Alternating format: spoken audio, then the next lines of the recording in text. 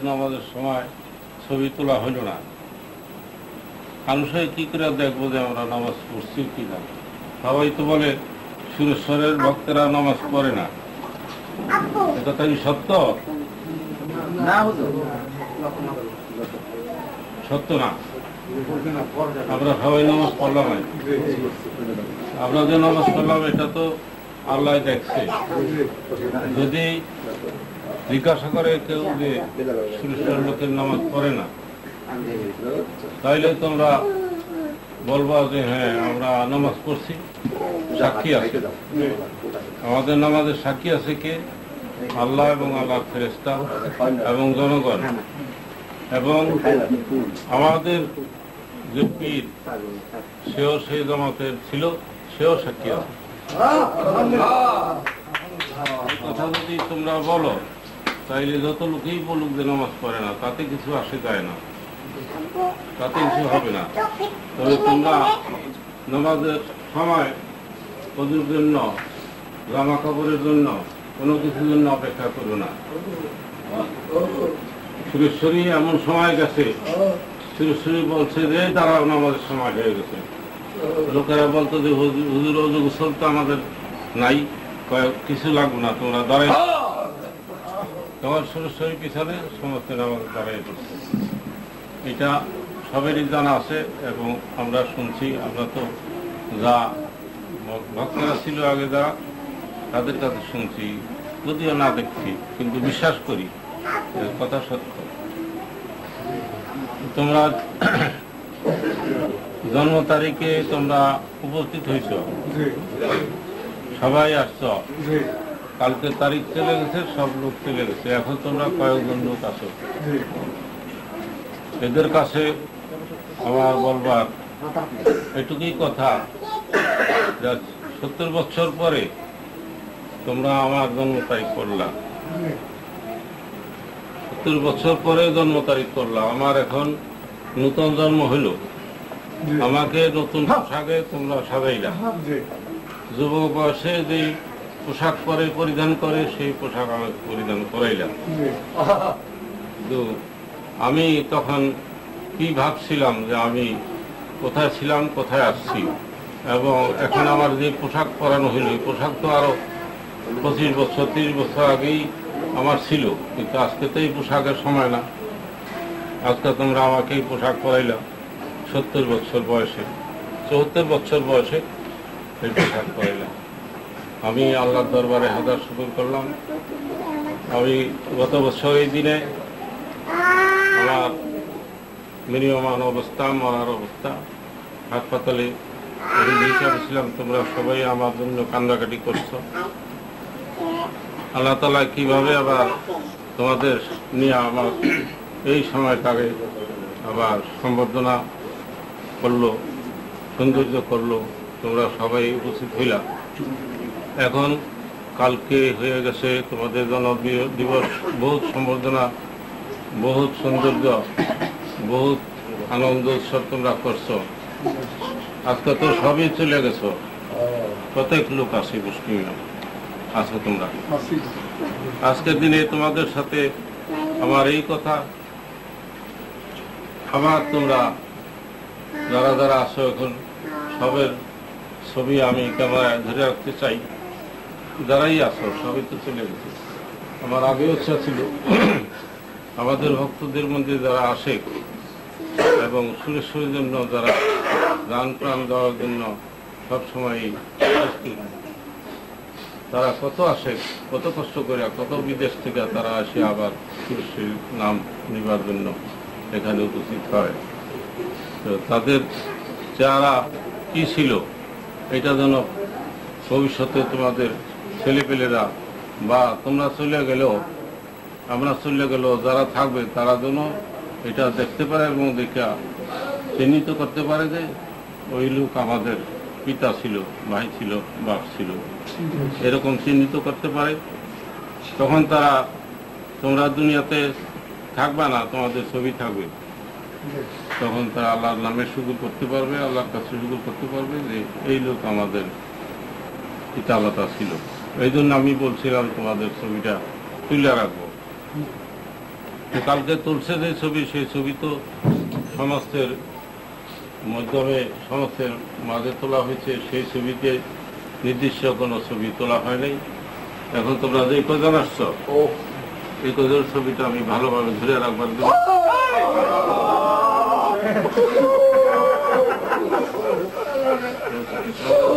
সবগুলো ছবি আস্তে আস্তে আস্তে আস্তে তুলে নেব।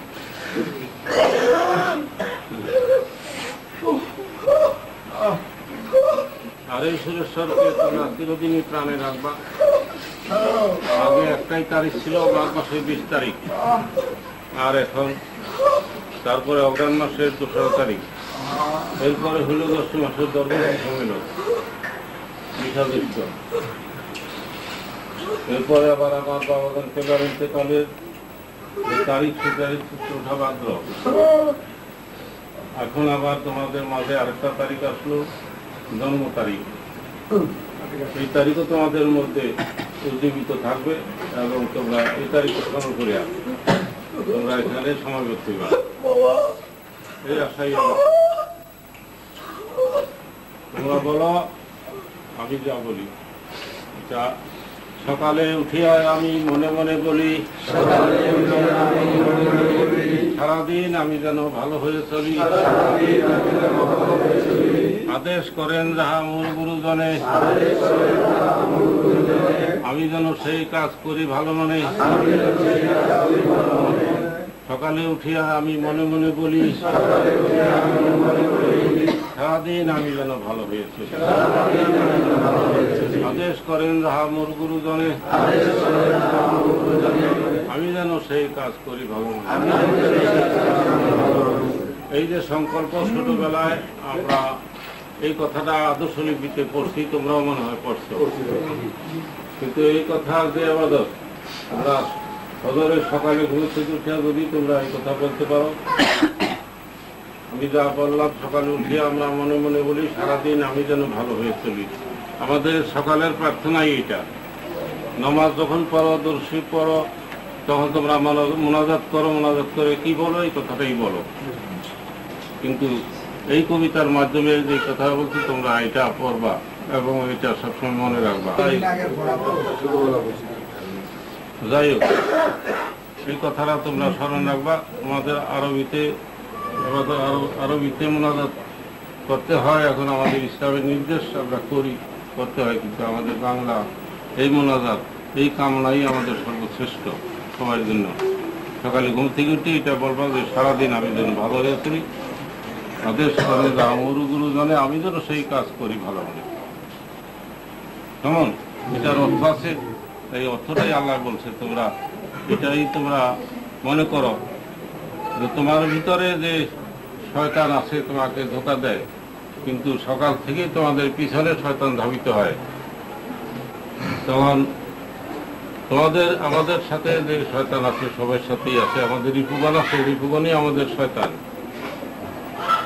আমাদের রসুলের বলছে যে, হুজুর রসুলে বলছে যে তোমাদের সবার সাথেই একটা করে শয়তান আছে। তো আসাবরা বলছে যে হুজুর তাইলে আপনার সঙ্গে, রসুল বলছে যে আমার সাথেও আছে। আমার যে শয়তান আছে আমার সাথে, তারে আমি মুসলমান করে ফেলাইছি। আর তোমাদের শয়তান মুসলমান করতে পারে নাই, তোমাদের ঘন্টায় ঘন্টায় দমে দমে জাগা দেয়। কাজে আমরা আমাদের যে শয়তান আছে, শয়তান থাকা দোষ না, যদি তারে মুসলমান করে রাখা যায়, যদি তারে মুসলমান করে দেয়, সেটাও একটা শক্তি। শয়তানকে দিয়ে আমরা বহু কিছু করাইতে পারি, যদি তারে কন্ট্রোলে আনতে পারি। জঙ্গলি একটা হাতি ঘোড়া পাইলিয়া আমরা সেটাকে যদি পোষ বানাইতে পারি, সেটা দিয়ে কত কাজ করাইতে পারি। ঘোড়া দিয়া গাড়ি টানাইতে পারি, হাতি দিয়া গাছ টানাইতে পারি, বাঘ দিয়া খেলা দেখাইতে পারি, কুকুর দিয়া সমস্ত গোপন তথ্য দেশ বিদেশের সোলজাররা রাষ্ট্রে কুকুরকে শিক্ষা দিয়া পোষ মানাইয়া তার দ্বারা বহু কিছু তথ্য সংগ্রহ করে। আমরাও পারি, আমাদের শয়তানকে দিয়ে যদি আমরা পোষ মানিয়ে নিতে পারি, তা আমরা বহু কিছু করাইতে পারি। কিন্তু তোমরা পারো না, তোমরা শয়তানের ফেরবি চলো। কাজেই তোমাদের কোনো নেক ইবাদত, সুনাম, আল্লাহর কাছে তোমাদের যে ধর্মের যে কাজ, সেটা তোমরা করতে পারো না, শয়তানের দাগা করে দাও। এই আমার কথা।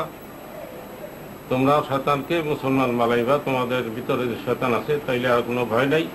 তোমরা নামাজ পড়বা, রোজা করবা, হজ করবা, যাকাত দিবা, সবই করবা, কোনোটা বারণ থাকবে না। তবে এটার কৌশলটা তোমাদের জানিয়ে নিতে হবে।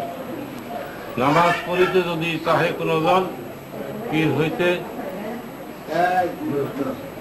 ফয়স্তার চাহিদে লর। নামাজ পড়িতে যদি চাহে কোনো জন পীর হইতে নূর তার চাহিদে লর। নূরে হকে হক আছে, হক তিন আগে আবাদত করো যদি পারসের বাগে। নাচি নিয়ে আবাদত করিবে কাহার, ভূতের বন্দিকে হবে হবে না খোদা।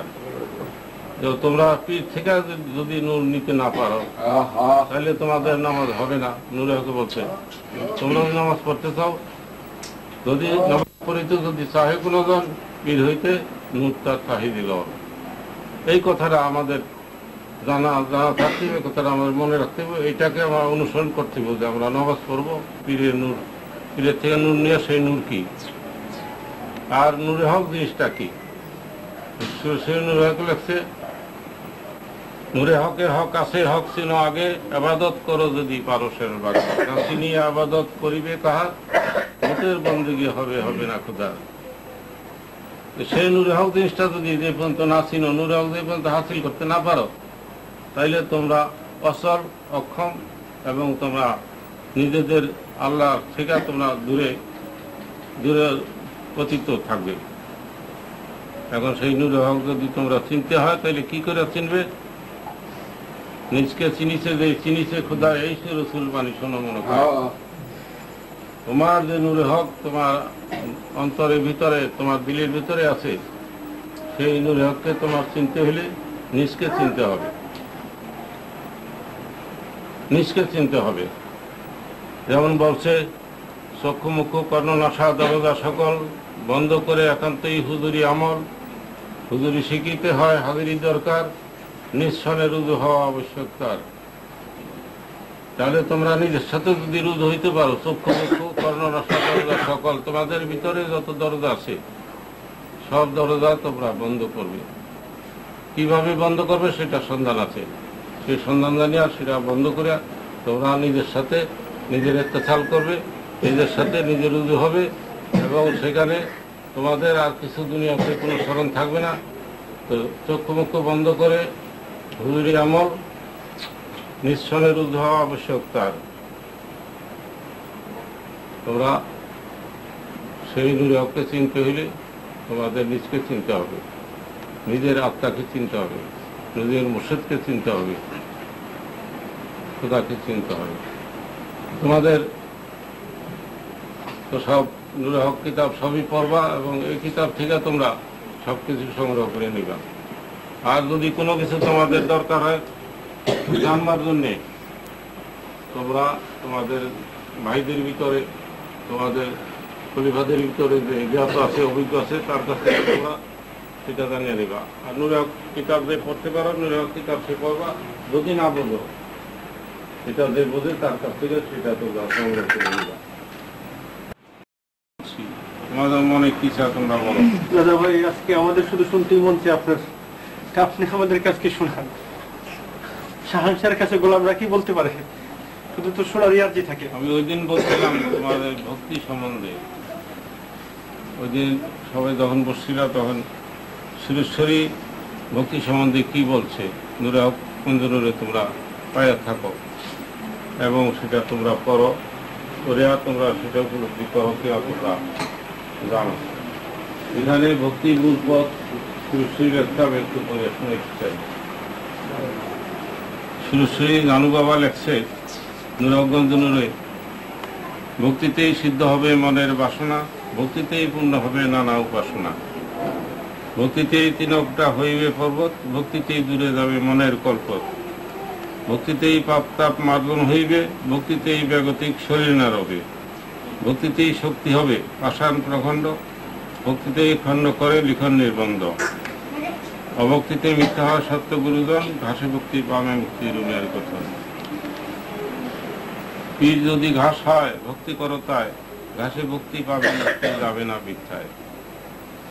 ভাবে যেন ভক্তি শিখ, ভক্তি করো যদি, ভক্তি অঙ্গ পাপ রবে নিরবধি। কি বুঝলা?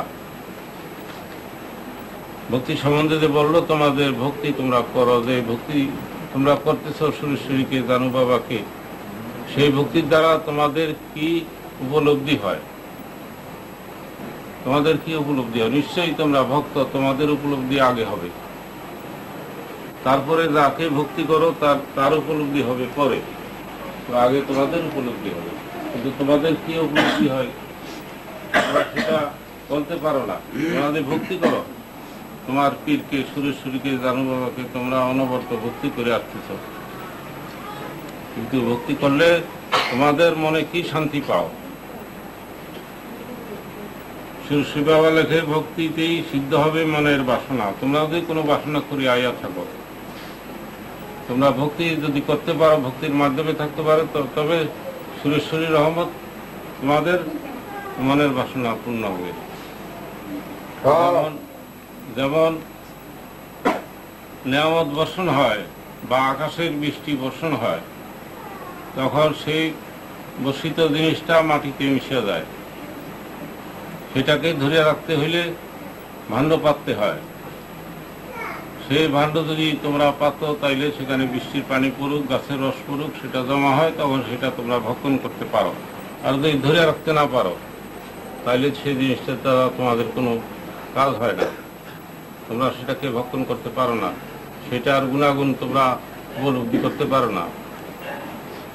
তোমাদের দিলের মনের কাছে সেটার গুণাগুণ তোমরা ধরে রাখতে পারো না, আসে না। তোমরা যে ভক্তি করো, সেই ভক্তির কারণে তোমাদের সুরেশ্বরীর সেই মহব্বত এবং সুরেশ্বরীর রহমত তোমাদের ভাণ্ডে জমা হয়, তোমাদের কলবে জমা হয়, যদি তোমরা সেই ভক্তি করিয়া যদি তার ধ্যানে থাকতে পারো। এই জন্যই তোমরা ভক্তি করো। পাইছো কিছু, তোমরা ভক্তি করে তোমাদের অন্তরে কোনো জিনিস জমা হয়েছে,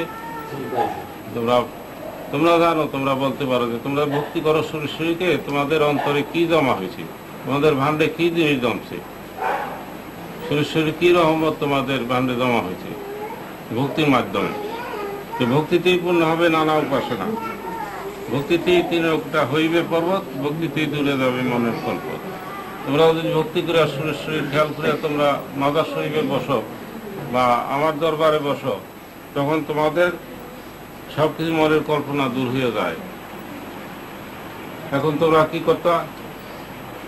এখন তোমরা নানা দুশ্চিন্তা, নানা কথা, নানা কথাবার্তা আদান প্রদান করে সময়কে কাটাইতে। এখন এখানে বসছো, মনে ভক্তি ভক্তি নিয়ে বসছো। এখন কি তোমাদের আবাদত হয় না? কি আবাদত হয়? তোমাদের মন পরিষ্কার হয়, তোমাদের কল্পনা দূরে যায়, তোমরা যা ইচ্ছে মনে যা কল্পনা করো, আল্লাহ সম্বন্ধে যা চিন্তা করো, তখন সরাসরি তোমাদের সেই ভাবনা, সেই চিন্তা, সেই মহব্বতটা প্রাণে উদয় হয়, তাই না? ভক্তিতেই দূরে যাবে মনের কল্প। যা কিছু আজে বাজে কল্পনা করো সব দূরে দেবো ভক্তি যদি দিলে থাকে। ভক্তি অঙ্গ পাপহীন রবে নিরবধি, সুরেশ্বরী বলছে। ভক্তি যার আছে তার যত পাপ আছে সব পাপ তার নিরবধি মাপ হইতে থাকে ভক্তিতে। ভক্তি অঙ্গ পাপহীন থাকে, ভক্তি অঙ্গে কোনোদিন পাপ আসতে পারে না, নিষ্পাপ।